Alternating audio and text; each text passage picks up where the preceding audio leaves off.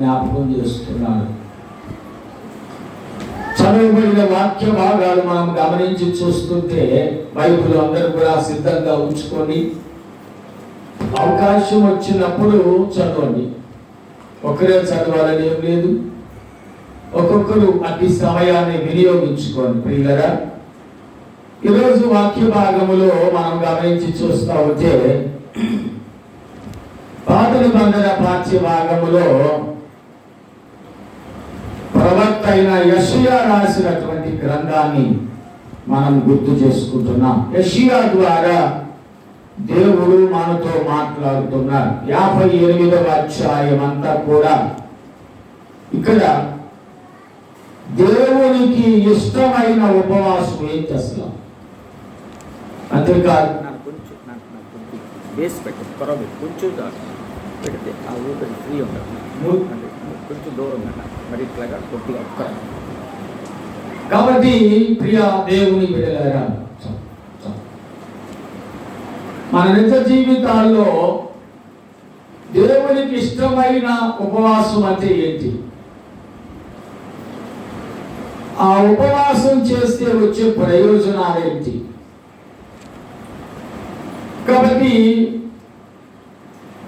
ఆ ఉపవాసం ఎలా చేయాలి? 3 అనుభవాలతో ఈరోజు మనతో మరి ఫాస్టింగ్ ప్రేయర్ అంటే ఏంటో, అసలు ఫాస్టింగ్ ప్రేయర్ ఎందుకు పెట్టుకోవాలో, నెలకు ఒకసారి ఉపవాస ప్రార్థన మనం పెట్టుకుంటాం.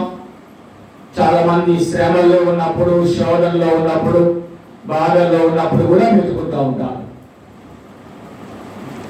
కాబట్టి మొట్టమొదట ఈ ఉపవాసాల గురించిన విషయాలు జ్ఞాపకం చేసుకుంటున్నాం.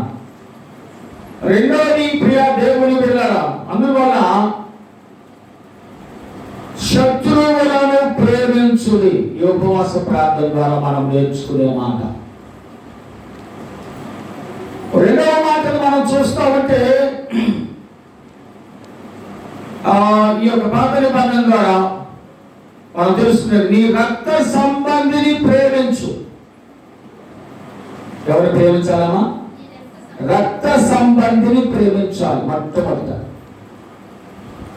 రెండవ మాట మనం గమనిస్తూ ఉంటే పత్రికా పాఠ్య భాగంలో పౌలు రోమా క్రైస్తవులను బలపరుస్తూ చెప్తున్నారు, సహోదరులను ప్రేమించు. ఎవరు ప్రేమించాలమ్మా?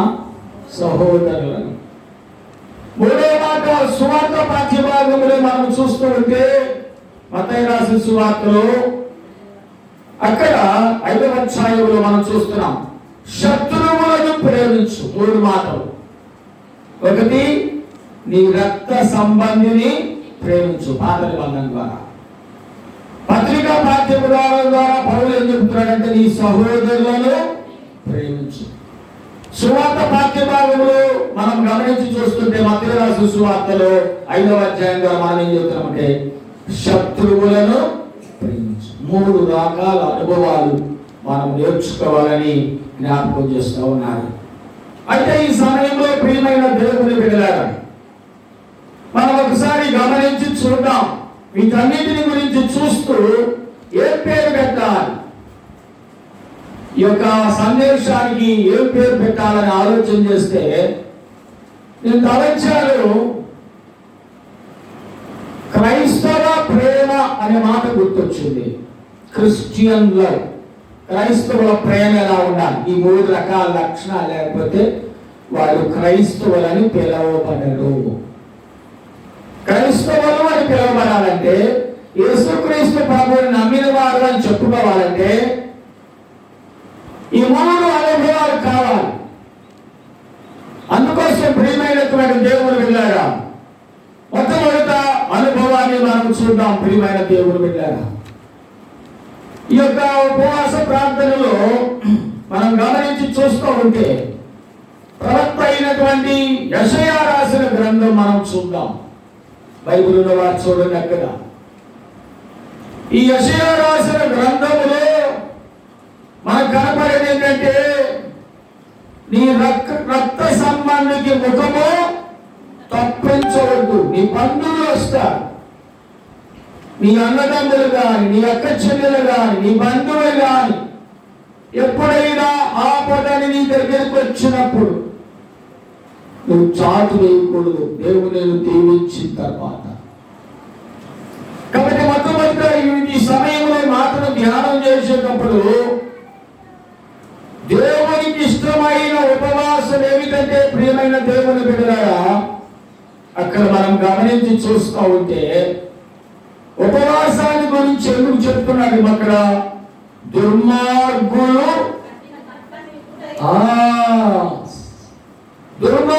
ఎవరు? సైతాన్. దేవుని వాక్యానికి విరోధి ఎవరైతే ఉన్నారో వాళ్ళంతా సైతాన్నే. దేవుని వాక్యమును ప్రేమించని వారు, దేవుని మాట వినని వారు, దేవుని మాటకు లోబడని వారు, దేవుని చిత్తాన్ని తెలుసుకొని వారు, దేవుని పనిని ఆటంకపరచువారు. చాలాసార్లు నాకు చెప్తుంటారు, ఫస్ట్ గారు నా భర్త గుడికి రానివ్వట్లేదండి. ఎంత భయంకరం! ఆయన గుడికి పోకపోగా భార్యను కూడా బాగుంది. ఎంతో రకాలు.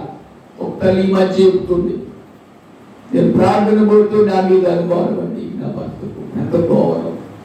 దేవుని సన్నిధికి వెళ్తుంది భార్య, ఆశీర్వాదం దాకా ఎక్కడికి వెళ్తుంది? రోడ్లకు తిరుగుతానికి వెళ్తారా? కనుక ప్రియమైనటువంటి దేవుడు బిడ్డలారా, భార్య భర్తలు ఒకరి విశ్వాసం ఉంచుకోవాలి, అంతే చాలు. విశ్వాసంతో కుటుంబం ఉండాలి. అనుమానాలతో ఉంటే కాపురాలు నడవు.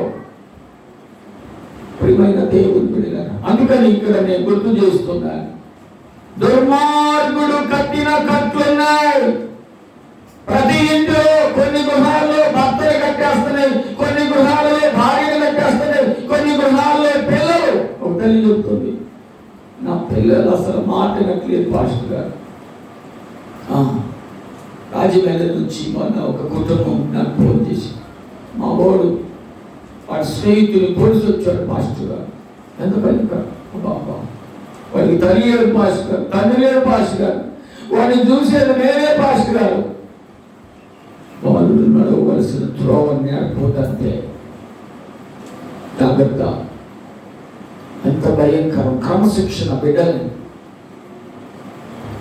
ఎంత భయంకరమైన పరిస్థితులు. దుర్మార్గుడు కట్టిన కట్లు ఎవరిలో ఉన్నాయో ఆలోచించుకోవాలి. కట్లు లేని మనుషులు లేని లోకంలో ఏదో విధంగా సైతాను మనలను బంధిస్తుంది, ఆటంకపరుస్తుంది, గమనించుకోవాలి. రెండోది ఇక్కడ అంటున్నాడు, చదువుమా, కాడిమోడు మోకులు తీయటలు.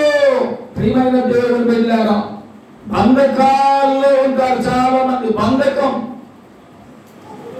ఉద్యోగ బంధకం, వ్యసనాల బంధకం. గురుకురా ఒక పెద్ద ఆయన చెప్తున్నాడు, నా దగ్గర వస్తుంటాడు, నాయన బాగున్నారా? ఆయన అంటాడయ్యా, నేను రోజు ఫోన్లో ఉంటాను, ఏమనుకోబాక, చేలో ఉండి నీ మాట వింటున్నాను, ప్రభు మాటలు చాలా బాగా ఉన్నాయ్యా అన్న. సంతోషం, ఒకరోజు ప్రభుని నడిపిస్తానే నాయన. బంధకాలు, మనిషిలో ఒక బంధకం. ఒక ఆమె చెబుతుంది, అయ్యా టీవీ కాదు మీరు రాలేకపోయాను ఇవాళ గుడికి, మరి ఆడేంత వాక్యం కన్నా రుచికుంటుంది సైతం. ఎందుకమ్మా ఈరోజు ఆదివారం గుడికి రాలేకపోయావు తల్లి అంటే, మాస్టర్ గారు ఏదో మంచి సీరియల్ ఒకటి వస్తే అదే కూర్చున్నాను. సాధారణ బంధకాల నుంచి రానియట్లేదు పాస్టర్ గారు. అవును, మా రానీదు, గుడికి రానీదు, నిన్ను ప్రార్థన చేసుకోనీదు, నిన్ను వాక్యం నీదు, నిన్ను పాటలు రానీదు.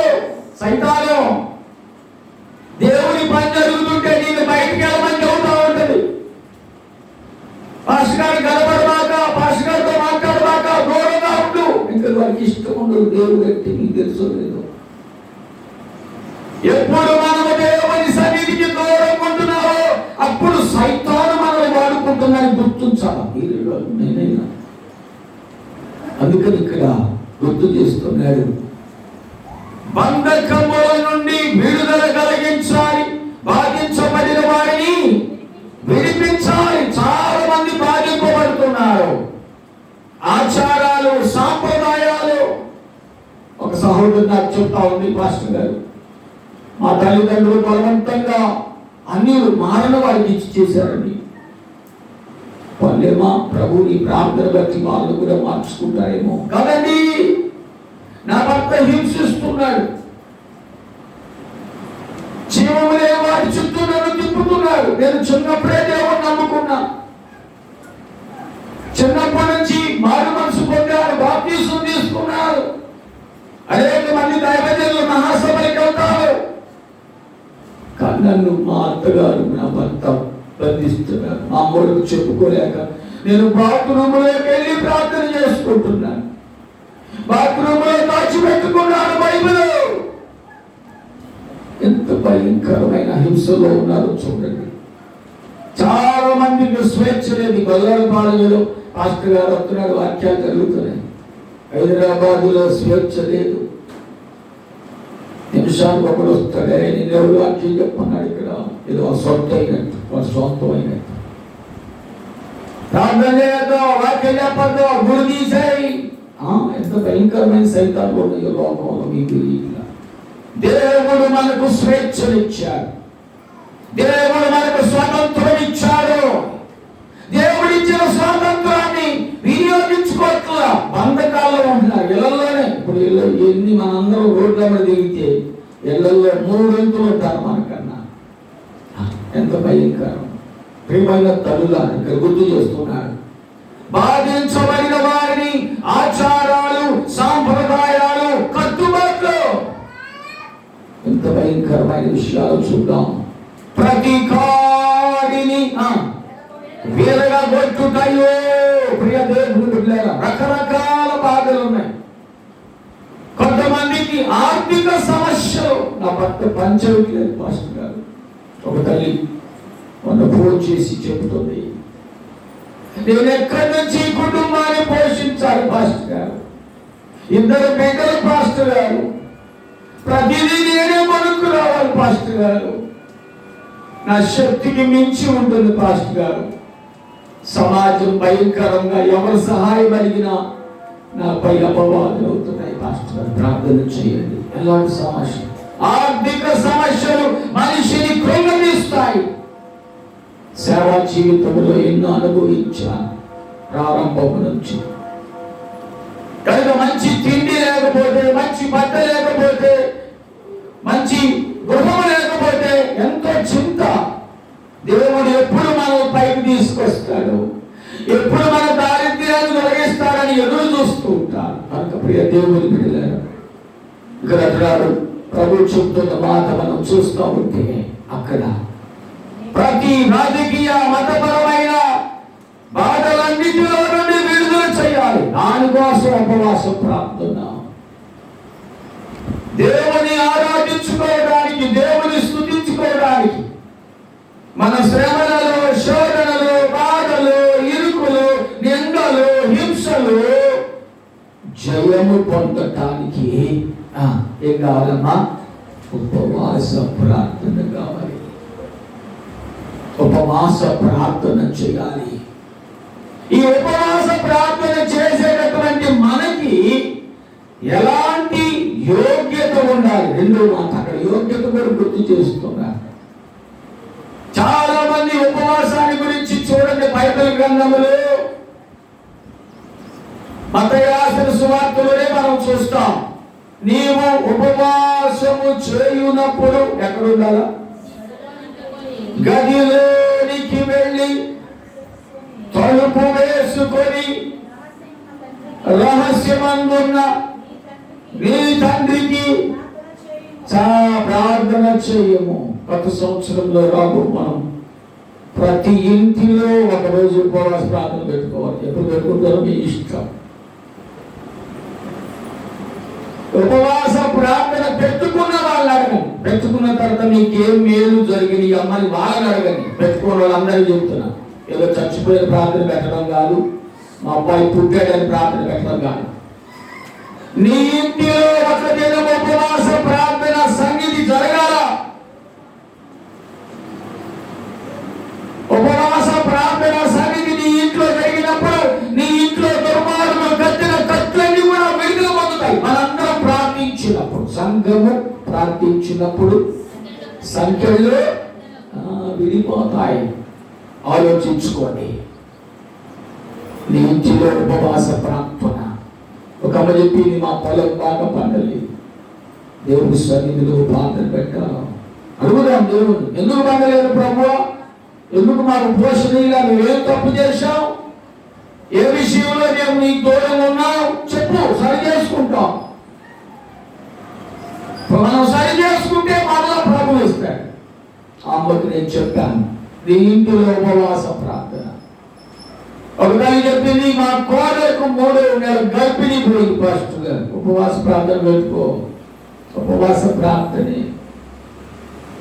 నా కోడలు కన్సీవ్ అయిన భాష సంతోషం, మేలు కలిగిన ఉపవాస ప్రార్థన పెట్టు. దేవా నీ కొందనాలని చెప్పు. ఉపవాస ప్రార్థనలు కన్నీటితో ప్రతి విషయములో మన గృహములో ఉపవాస ప్రార్థన ఒక రోజు జరగాల, ఒక రోజు జరగాలి. ప్రతి నెల జరగాలని దాంట్లో నేను సంవత్సరములో ఒక్క రోజు నీ ఇంటిలో నీ సంఘం అంతా వచ్చి నీ కొరకు 50 మంది వస్తే 50 మంది నీ కొరకు ప్రార్థన చేయాలా.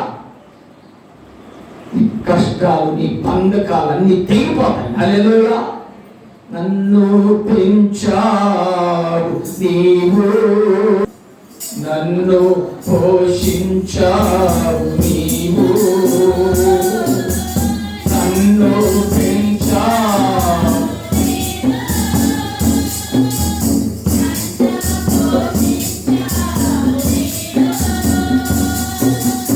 నా పాపము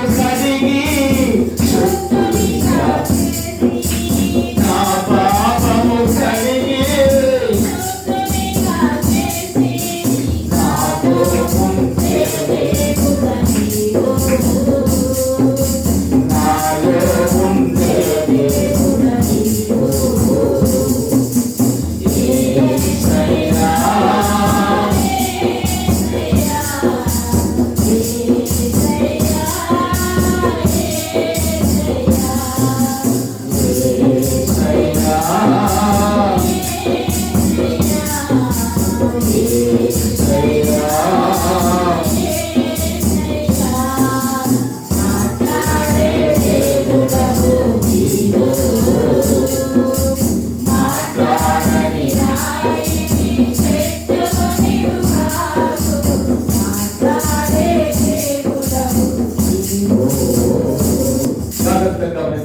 రెండో మాట 7 నుంచి 8 వచనాలు చూస్తా ఉంటే ఇక్కడ 3వ వచనంలో అంటున్నారు, మేము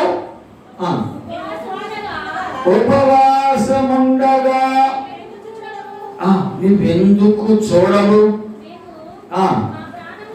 మా ప్రాణములను ఆయాసపరచుకొనగా నీవెందుకు లక్ష్య పెట్టవు. చూసారా, చాలా మంది ప్రార్థన చేసి అడుగుతారంట, తెల్లని వస్త్రాలు వేసుకుంటే కుదరదు, పైన తెలుగు కాదు లోపల తెలుగు రావాలి. తెల్లని వస్త్రము ఆత్మకు సంబంధించింది కావాలి. ఒక తెల్లని వస్త్రాలు వేసుకొని గుడికెళ్తే ఏం లేదు. ఒక చర్చి వాళ్ళట పాస్టర్ గారి భర్త చచ్చిపోయారట, అందుకే ఆమె తెల్లచీరలు కట్టుకోమన్నారట. ఆమె ఏం చెప్పింది తెలుసా, మీరందరూ తెల్లచీరలే కట్టుకోరండి, ఆయన అందరూ చనిపోయారా, ఇప్పుడు మనకు అన్నం దొరకదు, ఇది అక్కడ దూపంలో దీన్ని వీళ్ళందరూ తెల్లచీరలు కట్టుకొని బాగా మాట్లాడి. ఎంత భయంకరమైన పరిస్థితి. నీ భర్త చనిపోయాడు, నువ్వు కట్టుకున్నావు. ఇక గుడి మొత్తం తెల్లచీరలు కట్టుకొని వెళ్తున్నా ఎలా ఉన్నాయో చూడు. అమ్మగారు కట్టాలకపోతే వాళ్ళ చీర ఇదేమో దుప్పటి ఇదేమో, చీర కోసం దుప్పటి కోసం చేస్తత్వం అని అనుకుంటావా. భయంకరమైన పరిస్థితులు మన సంఘాలు మోసాలుగా ఉన్నాయి. మీరు బంగారాలు వేసుకోవాలని మొత్తం తెచ్చి మాకు ఇలా అన్నారు పాస్టర్లు. ఈరోజు మనం వేసుకోకూడదు, పాస్టర్ గారు వేసుకోవచ్చు మొత్తం ఉంటుందా. సంఘాన్ని అంతా దోచుకొని నెలలో పెట్టుకున్నారు కొన్ని చర్చిల్లో.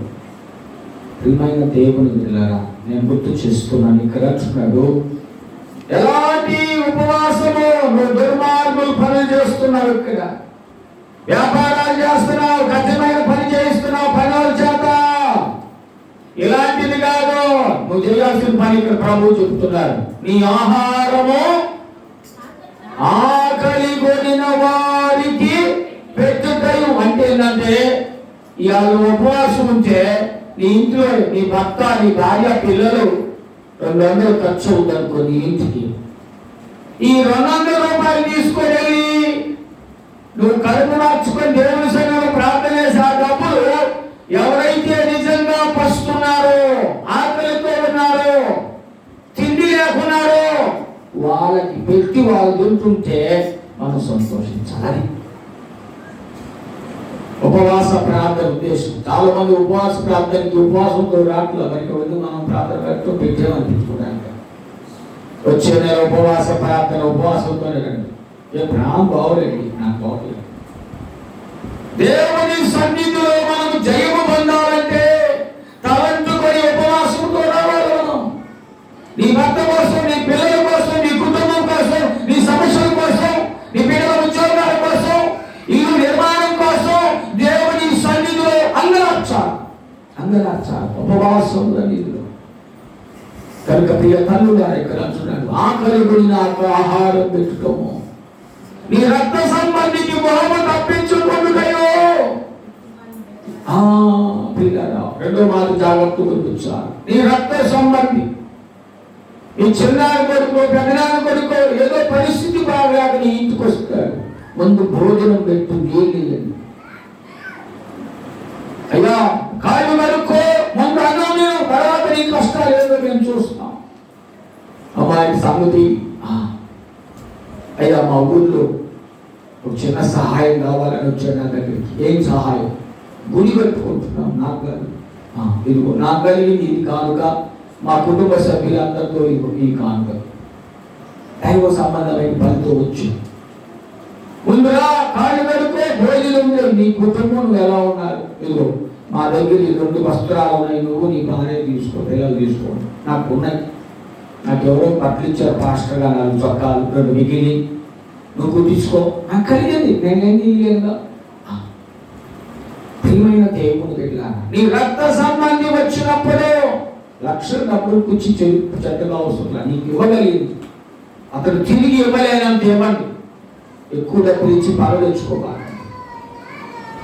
కావలసిన కుటుంబ పోషణ ఇవ్వండి. 1 బస్తా బియ్యం ఇచ్చి పంపండి, తప్పులేదు. 1000 రూపాయలు సరుకులు కూడా ఇచ్చి పంపండి, పోషణ తప్పులేదు. కనుక నీ రక్త సంబంధికి ఆపదలో ఉంటే ఆదుకోవాలి. ప్రభు చెప్తున్న మాట, దిక్కుమాలిన బీదలను నీ ఇంట చేర్చుకో. ఈ గ్రామంలో ఎవరైనా కొడుకు లేకపోతే, కూతురు లేకపోతే, ఉన్న వాళ్ళగా కొడుకుంటారు, ఉద్యోగం పని బాగానే ఉంటుంది, అమ్మను పట్టించుకోవాలి. కోడలు ఉంటుంది, అల్లుళ్ళు ఉంటారు, వదిలేస్తారు. ముసలో అయిన తర్వాత వాళ్ళు మనం చూడాల్సిన పని, వాళ్ళే చూడాలి. ఎవరి తల్లిదండ్రులు వారే చూడాలా. వారి కొడుకు, కోడలు, కూతురు, అల్లుళ్ళు వారే చూసుకోవాలి. మీరు చూసారు లేదు, గుంటూరులో చాలా మంది అడుక్కున్న వాళ్ళు ఎక్కువయ్యారు. ఎంతమందికి ఇస్తాం జేబులో డబ్బులకి చెప్పండి. ఏమన్నా శ్రీనాథ్ సెంటర్లో మార్కెట్ దగ్గర ఏమి లేదు. ఆ పొలము వాళ్ళ ఆస్తి మొత్తం కొడుక్కి, కూతురుకి, అల్లుళ్ళకి ఇస్తారు. ఆ ప్రకాశం జిల్లా ఎక్కువ మంది వస్తున్నారు. అక్కడ చెబుతారు మీరు, అమ్మ మీ ఇల్లు ఏమైంది? ఇల్లు కోడలు తీసుకున్నాయా. పొలం ఏమైంది? నా కొడుకు తీసుకున్నారయ్యా. నీ పొలం బాగుండాలి, నీ కొడుకు బాగుండాలి, నీ కోడలు బాగుండాలా. మరి నువ్వే నాకు ఇక్కడ అడుక్కున్నావు అంటే నష్టం కలుగుతుంది కదా. ఇక్కడ అందరినీ సంపాదించుకోవాలి. మళ్ళీ ఈ మూట తీసుకెళ్ళి మళ్ళీ ఆడియాలి. ఎంతమందిని పోషిస్తాం మనం? నీకు లేకపోతే అడుక్కో. దేవుడు నీకు ఇల్లు ఇచ్చాడు, కొడుకునిచ్చాడు, కోడలిచ్చాడు, బిడ్డలిచ్చాడు, ఆస్తులిచ్చాడు. అది భద్రంగా దాచిపెట్టుకొని మళ్ళీ చదువుకుంటున్నాడు ఎందుకు? తప్పు కదా. ఎంత భయంకరంగా ఉందో పరిస్థితి. మనకేం భయం, లైట్లు పడితే బండి ఆపుతాం. అయ్యో నువ్వు చదువుకుంటాను, ఏం చేయాలి? లేకపోతే ఒక అయితే ఒక బాధ. కొంతమంది అయితే 10 రూపాయలు నీకు అమ్ముకుంటారు, ఈ గుడ్లో కట్టుకుంటారు, పుష్టి వ్యాధి వచ్చినట్టు. అవి తీస్తే ఏముండదు, బాగానే ఉంటుంది, మనకన్నా బాగుంటారు. ఎంత భయంకరమైనటువంటి పరిస్థితితో సమాజం కనపడుతుంది. అందుకని ఇక్కడ అన్నాడు, దిక్కుమాలిన వారు. నిజంగా మనం చూడాలి, కంటితో చూడాలా, చూడకుండా సహాయం చేయటం కాదు. దిక్కుమాలిన వారికి నీ ఇంట చేర్చుకో. వస్త్రహీనుడు నీకు కనబడినప్పుడు వారికి వస్త్రాలు. ఎవరైనా వస్త్రాలు ఇవ్వండి, తప్పుడే నీ సహాయం.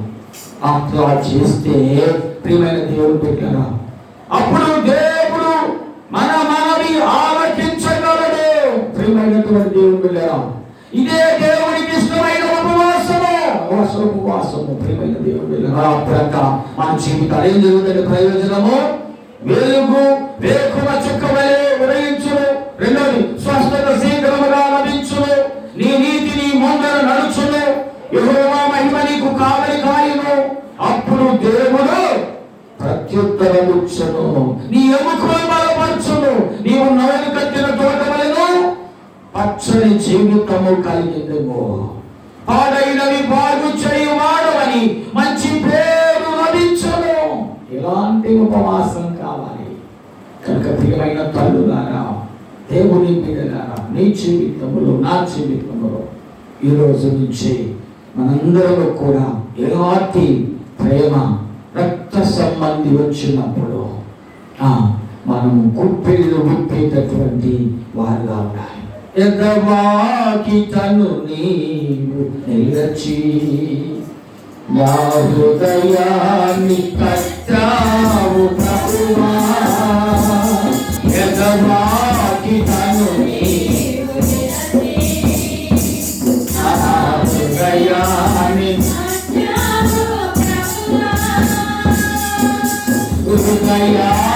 హృదయాంగనములోకి అడుగించినావు.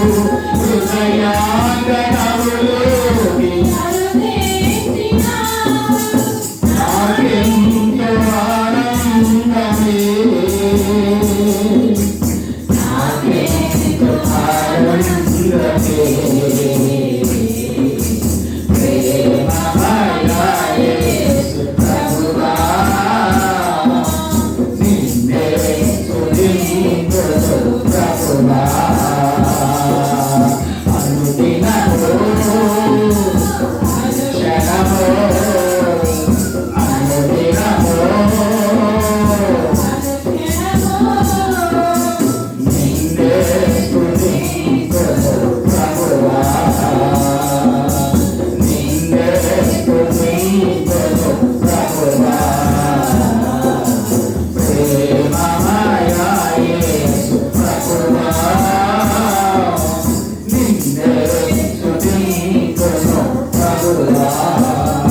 కాబట్టి మొట్టమొదటి మాట ఈ రక్త సంబంధిని ప్రేమించాలి. రెండో మాట నేను ముగించబోతా ఉన్నాను 10 నిమిషాల్లో. రెండో మాట అపోస్తలుడైన పౌలు రోమీయులకు రాసినటువంటి పత్రికలో మనం చూస్తూ ఉంటే ప్రియ దేవుని బిడ్డలారా, అక్కడ ఒకసారి మనం చూస్తూ ఉంటే రోమా క్రైస్తవులను బలపరుస్తూ ఉన్నారు. బలపరుస్తూ ఏం చెబుతున్నారంటే, సహోదర ప్రేమ కలిగి ఉండండి. నెంబర్ 1. రెండోది, భౌతికపరమైన విషయాలలో తీర్పు తీర్చుకోవద్దు. ఒకరి మీద ఒకరు నిందలేసుకోవద్దు. ఎందుకంటే నా సంగతి మీకు తెలుసు, మీ సంగతి నాకు తెలుసు. అయ్యా మీ సంగతి నాకు తెలుసు, నేను 2 చెప్తే 3 ఏళ్ళు చెప్తా. ఫస్ట్ గారు నాకు కూడా తెలుసు 3 సంగతి. ప్రభు ఏం చెప్తాడంటే, మీ అందరికీ తీర్పు తీర్చు. కాబట్టి ఈ రోమా సంఘాన్ని బలపరుస్తూ ఇక్కడ అంటున్నాడు చాలా చక్కని మాట 14వ అధ్యాయంలో. ఒకసారి మనం గమనించి చూస్తూ ఉంటే 7వ వచనం దగ్గర నుంచి మనం గమనించి చూస్తూ ఉంటే, ఎవరినో తన కోసము బ్రతకుడు, తన కోసం చనిపోడు, బ్రతికినను ఆ మాట చెప్పాలి. బ్రతికిన ప్రభు కోసమే, చనిపోయిన ప్రభు కోసమే. ప్రియమైన దేవుడు వెళ్ళారా, కాబట్టి ఆయన చనిపోయి తిరిగి లేచాడు. కాబట్టి మన జీవితాల్లో ప్రభు కొరకు జీవించే వారిగా ఉండాలి. కాబట్టి రెండో మాట ఇక్కడ జ్ఞాపకం చేస్తున్నాడు, ప్రతి వ్యక్తి దేవునికి లెక్క అప్పచెప్పాలా. ఎవరికి తీర్పు తీర్చకూడదు. నువ్వు తీర్పు తీర్చడానికి నువ్వెవడివి? ప్రతి మనిషి తన గురించి తను ఆలోచించుకోవాలి. తల్లుగారు గుర్తుపెట్టుకొని బైబిల్ చెప్తుంది, ఎవరికి వాళ్ళే మనం తీర్పు తీర్చుకోవాలి. అసలు నేను ఎట్లాగున్నాను అతను చూసుకొని వస్తాం. మనం పొద్దున్న చూసుకొని బయలుదేరే వస్తాం. బయలుదేరి నా తల బాగుందా లేదా, దూక్కున్నానా లేదా, పౌడర్ కొంతమంది రాసుకుంటావా లేదా, నా డ్రెస్ బాగుందా లేదా, శుభ్రంగా వెళ్తున్నానా లేదా చెక్ చేసుకుంటాం. అందుకని ఇక్కడ కూడా జ్ఞాపకం చేస్తున్నాడు, ఎవరికి వాళ్ళు చెక్ చేసుకోండి. నేను ఎలా ఉన్నా దేవుని సన్నిధిలో, దేవుని వాక్యమై అర్థంలో నేను ఎలా కనపడుతున్నా, నా భర్త ఎలా ఉన్నారు, నా పిల్లలు ఎలా ఉన్నారు, నా కుటుంబం ఎలా ఉంది, నా కుటుంబం రక్షించబడిందా లేదా, ఇంకా దేవుడికి దూరంగా ఉన్నామా, ఏ విషయంలో నేను బలపడాలి, ఏ విషయంలో జారిపోతున్నా చెక్ చేసుకోవాలి. అంతేగాని మన సంగతి వదిలేది ఎదురు సంగతి, ఆ సంగతి, ఏ సంగతి చెప్పుకుంటే ఎంత భయంకరం శాపం. అది శాపం.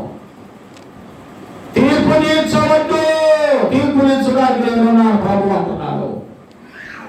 దేవుని న్యాయ పీఠం ఎదుట దేవుడికి లెక్క చెప్పాలా, నీ నోటి మాటలు బట్టి లెక్క చెప్పాలా, నీ నాలుక జాగ్రత్త ఉంచుకోవాలా. నాకు బాగా మంది నోరు నన్ను ఇష్టం వచ్చినట్టు మాట్లాడేటప్పుడు ఒకరోజు నాలుగు తాళనేస్తాడు. ప్రియమైన దేవుని బిడ్డ, ఇష్టం వచ్చినట్లు కానిస్టేబుల్ చెప్పాడు, తన ఉద్యోగంలో అంతా నోరు ఇష్టం వచ్చినట్లు మగ ఆడ భేదం లేకుండా బూతులు తిట్టామన్నాడు. చట్టమా ఎక్కడ బండి పెట్టుకుని అక్కడ డబ్బులు వసూలు చేసేవాడు, లంచాలు చేసి చేసి పొలాలు ఇళ్ళు అన్ని కొన్నాడు. ఇక 2-3 సంవత్సరాలు రిటైర్ అవుతాం కానీ కాళ్ళు చేతులు పడిపోయి పక్షవాతం వచ్చి నోరు కూడా వచ్చి ఆ చుట్టుపక్కల ఉన్న వాళ్ళు పాస్టర్ గారికి ఏమైనా ప్రార్థన చేయడానికంటే అక్కడ దగ్గరలో నేనుంటే నన్ను పిలిచాను. నేను అన్నానయ్యా, దేవుడు మన పాపాలు క్షమించే దేవుడు. పొరపాటున ఎప్పుడైనా దేవుడిని ఏమైనా దూషించావా, మనుషులు ఎవరైనా దూషిస్తే క్షమించమనంటే అందరినీ దూషించాను, పాదులు తిట్టాను, పాదులు కొట్టాను. తర్వాత స్త్రీలని చెడ్డ మాట్లాడేవాడిని, గౌరవం పోలీస్ స్టేషన్ పిలిచి చెడ్డ మాట్లాడేవాడంట. ఇది దేవుడు నీకు ఇచ్చిన శిక్ష. పరిశుద్ధాత్మకు దోషణ క్షమాపణ లేదు. నువ్వు కన్నీటితో ప్రార్థన చేసుకో, నేను కూడా చేస్తా. నేను చేస్తే చెయ్యాలని ఏం లేదు. దేవుడికి కన్నీటితో వంశంలో ప్రాణం పోయిందా ఏడుతూనే ఉన్నాడు, లేకలా దేవుడు పరికించేలా చాలా కాలం. ఎంత భయంకరమైన స్థితి. బలం ఉందని, డ్రెస్ ఒకటి ఉందని ఇష్టం వచ్చినట్టు చెడ్డ మాటలు తింటావా, కరువుతో కొడతావా, పాస్టర్ని అవమానం చేస్తావా, జాగ్రత్త. మంచంలో ఉన్నాడు ఎందుకు నీ జీవితం. శిక్ష తప్పదు. ఎప్పుడైనా దేవునికి వ్యతిరేకంగా నడిస్తే, దేవుని పనికి మనం దూరంగా ఉంటే సరి చేసుకోవాలి. కాబట్టి ఇక్కడ గుర్తు చేస్తున్నాడు, ఎవరికి నీ తీర్పు తీర్చడం లేదు. దేవుడు ఒక్కడే న్యాయమూర్తి, సరైన తీర్పు తీర్చగలవాడు ఆయనే. బాబును బలపరుస్తున్నాడు. ప్రియమైన దేవుని వెళ్ళారా. కాబట్టి ఏదైనా ఆటంకం ఉంటే దేవుని దగ్గర సరి చేసుకోవాలని పౌలును జ్ఞాపకం చేస్తున్నాడు. ప్రియమైనటువంటి దేవుని వెళ్ళారా. కనుక నీ జీవితాన్ని, నా జీవితాన్ని సరి చేసుకునే సమయము ఇతరుల మనస్సాక్షిని గౌరవించాలి. ఇతరుల మనస్సాక్షిని గౌరవించాలి, ఇతరులను ప్రేమించాలి. నేను జ్ఞాపకం అదే చెప్తాను. నా దగ్గర నుంచి ఎవరైనా ఇతర ప్రాంతాలకు ఊరికి వెళ్తే నేను ఒకటే చెప్తాను, దగ్గరలో ఎక్కడైనా చర్చి ఉంటే, మన ఉత్తరం చర్చి లేకపోవచ్చు, ఒక మంచి దైవజనుడు ఉన్నాడని తెలిస్తే అక్కడ ప్రార్థనకు వెళ్ళండి. వద్దని నేను ఎక్కడ మన సంఘం లేనప్పుడు, దైవజనుడు లేనప్పుడు వెళ్ళు, తప్పు లేదు. చాలా మంది మన విశ్వాసులు హైదరాబాద్ వెళ్ళారు. నేను చెప్పాను అక్కడ ఉత్తరం చర్చి లేదని కూర్చోడు ఉన్నాం. నీకేదో చర్చి దగ్గర ఉంది, కాలవరి టెంపుల్ దగ్గర పోండి, సతీష్ నా స్నేహితుడే, వెళ్ళండి, తప్పలేదు. అయినా నెల నెల మనం ట్రై చేయించుకొని మన సహవాసం తోడుగా ఉండి కాను పంపుతా ఉంటారు. మరి నేను రాలేదుగా హైదరాబాద్కి, రమ్మంటారు. నెలకోసారి వచ్చి మా ఇంట్లో ప్రార్థన చేయండి, ఆ ఖర్చు అంతా బలాయిస్తాం. నో నో నో నో, నాకు నా షెడ్యూల్ నాకుందమ్మా, నేను రాలేదు, ఫోన్లో ప్రేర్ చేస్తాను. హైదరాబాద్ వచ్చి ఒక చర్చి పెట్టాను, కుదరదు, అట్లా కుదురుతున్నాను. కనుక ఎందుకు జ్ఞాపకం చేస్తున్నారంటే మనస్సాక్షిని గౌరవించాలి. ప్రియమైన దేవుని బిడ్డలారా. కాబట్టి మనం ఎవరికైనా ఆటంకంగా ఉన్నాడేమో, ఆటంకంగా ఉండకూడదు, ఆటంకంగా ఉండకూడదు. నీ జాతైన పని సహాయము చేయాలి. ఎదుటి వారికి మేలు కలుగుతుందంటే మనం తప్పుకోవాలి. కనుక మన జీవితాల్లో ఇలాంటి గొప్ప అనుభవాలు కలిగి ఉండాలని మరి జ్ఞాపకం చేస్తా ఉన్నాడు. మూడో ఆఖరి మాట నేను చెప్పి ముగించబోతున్నాను. మూడో మాట మనం చూస్తామంటే ప్రియ దేవుని బిడ్డలారా, శత్రువులను ప్రేమించుడి. 43వ వచనం చదవండి ఒకసారి. నీ పొరుగు వారిని ప్రేమించి నీ శత్రువులను ద్వేషించుట. శత్రువులను ప్రేమించాలి. నీ జీవితంలో ప్రేమల గురించి మనం చూస్తూ ఉన్నాం. చాలా చక్కని విషయాలు రాయబడ్డాయి. ప్రియమైన దేవుని బిడ్డలారా, ప్రేమల గురించి రాస్తూ ఉన్నారు భక్తుడు. ఇక్కడ మనం చూస్తూ ఉంటే 1-2 విషయాలు చెప్పి నేను ముగించడానికి ప్రయత్నం చేస్తాను. ఏమిటయ్యా ఇక్కడ అంటే ఈ ప్రేమల గురించి మొట్టమొదట స్టోర్గే అనే పదం జ్ఞాపకం చేశారు. 4 రకాల ప్రేమలు ఉన్నాయంట. ఈ 4 రకాల ప్రేమ గ్రీకు భాషలో 4 రకాలు ఉన్నాయి. ఒకటి స్టోర్గే, కుటుంబ ప్రేమ, తల్లిదండ్రుల ప్రేమ, అన్నదమ్ముల ప్రేమ, అక్క చెల్లెల ప్రేమ. ఇది ఉండాలి ఫస్ట్ మనందరికి. రెండవ ప్రేమల గురించి చెప్తున్నారు. ఎరోస్, భార్యాభర్తల ప్రేమ ఉండాలి. ఒకరు ప్రేమగా ఉన్నప్పుడు ఇతర చెడు అలవాట్లు రావు వారి మధ్య. ఇద్దరి మధ్య మనసు మద్దతు ఉన్నప్పుడు చెడ్డ ఆలోచనలు వస్తాయి. కాబట్టి విలువైన సమయము భార్యాభర్తలు గడిపినప్పుడు దుష్టుడు ఆటంకం చేయజాలడు. అవకాశం ఇవ్వకూడదు. ఇది నాలో మనం చూస్తా ఉన్నాం. చాలా కుటుంబాల్లో, భార్యాభర్తల కుటుంబాల్లో పేపర్లు వేస్తున్నారు, టీవీలు వేస్తున్నారు. అక్రమ సంబంధాలని మనం గమనించుస్తున్నాం. మూడవ మాట ప్రియమైన దేవుని బిడ్డలారా, ఫిలియో, స్నేహితుల మధ్య ఉండే ప్రేమ. స్నేహితుల ప్రేమ. చిన్నపిల్లలు కూడా, మా బాబుకు ఒక ఫ్రెండ్ ఉన్నాడు, ఒక డాక్టర్ గారు. వాళ్ళ ఇంటికి కావాలని వీళ్ళంతా ఆడు మా ఇంట్లోనే ఉండాలంట. వాళ్ళ అమ్మ నాకు వద్దులేదమ్మా, కాదు నేను జోసఫ్ వాళ్ళ ఇంట్లో ఉండాలి. చాలా సంతోషం. తీసుకొచ్చి మా ఇంట్లో వేస్తాను. సాయంత్రం దాకా ఆడుకొని భోజనం చేసుకొని మా ఇంట్లో చిన్న బిడ్డలు ఒకరి మీద ఒక ప్రేమ. స్నేహితుల మధ్య ప్రేమ. చివరి పిల్లరా, మరి అగాపే ప్రేమ, దైవ ప్రేమ. ఈ ప్రేమ కావాలి మానవుడికి. భార్యాభర్తల ప్రేమ, కుటుంబ ప్రేమ, అన్నదమ్ముల ప్రేమ, స్నేహితుల ప్రేమ, ఇవి కాదు అసలు కావాల్సింది. అగాపే. ఈ అగాపే ఏంటంటే ప్రియులారా, అతడు ఎలాంటి వాడు?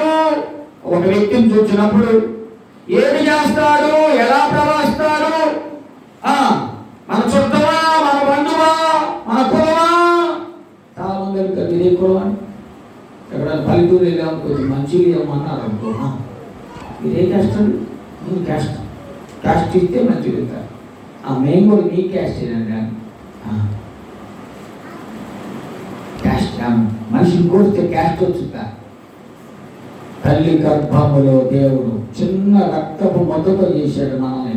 There is no caste, there is no colour, there is no creed. గుర్తుపెట్టుకోండి, దేవుని ప్రేమ, యేసు ప్రేమ, శిలువ ప్రేమ, కల్వరి ప్రేమ పరలోకములో నుండి దిగి వచ్చింది. ఏమన్నాడు? తండ్రి వీరేమి చేయించున్నారో వీరు ఎరుగురు కనుక వీరిని క్షమించమన్న ప్రేమ. శత్రువులను ప్రేమించుడు. నీ మీద ఒళ్ళు వీసిన వారిని, నిన్ను తిట్టిన వారిని, నిన్ను కొట్టిన వారిని, నిన్ను దూషించిన వారిని నీరే బాగని. బాబు బాగున్నారా అనండి, చచ్చిపోతారు. మరి ఎన్ని తిట్టాక మాస్టర్ చాలా మంది ఎవరన్నా తిట్టారనుకునే తర్వాత ఎదురొచ్చారనుకో, అయినా వాళ్ళు పక్కకు తిప్పాలనుకుంటాను. అమ్మ అయ్యా బాబు బాగున్నావు అంటే ఫస్ట్ సారి బాగలేదు, రెండోసారి బాగా తెచ్చినప్పుడు సారీ పాస్టర్. నీ పొరుగు వాడు నిన్ను క్షమాపణ కోరుకుంటారు. నువ్వు మంచి మనసుతో పలకరిస్తే, పలకరిపోతే తెలియదు. కాబట్టి నీ పొరుగు వాడిని, నీ శత్రువును ప్రేమించి పలకరించు.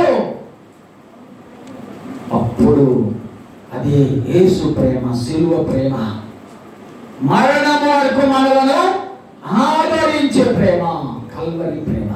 అలాంటి కల్వరి ప్రేమ, శాశ్వతమైన ప్రేమ మన మనందరం కూడా కలిగి ఉండాలని నీ జీవితంలో నా జీవితంలో మొట్టమొదట రక్త సంబంధిని ప్రేమించాలి, రెండోదమా సహోదరులను ప్రేమించాలి, మూడు శత్రువులను ప్రేమించాలి. అలాంటి ప్రేమ అందరము కూడా తల్లి తన బిడ్డలను మరచినా నేను మరువా ప్రేమంటిదే. తల్లి తన బిడ్డలను మరచినా నేను మరువా నిత్య సుఖశాంతిదే.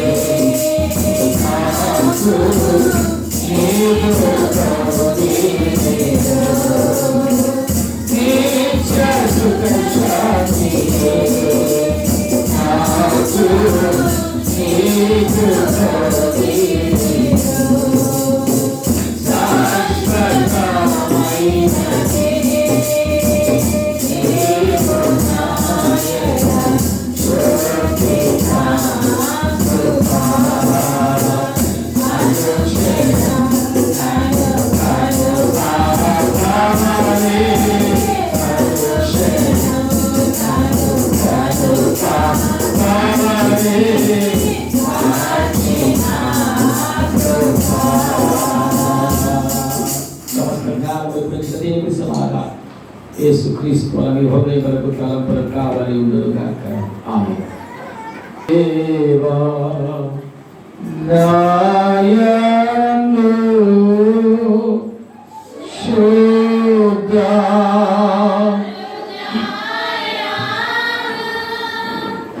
కరుణచే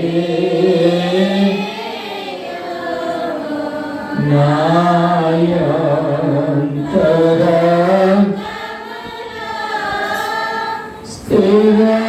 స్థిరమైన పరముక పుట్టించు ఈ సన్నిధం నుండి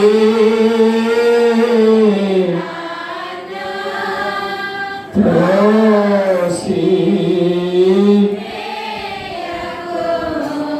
నీ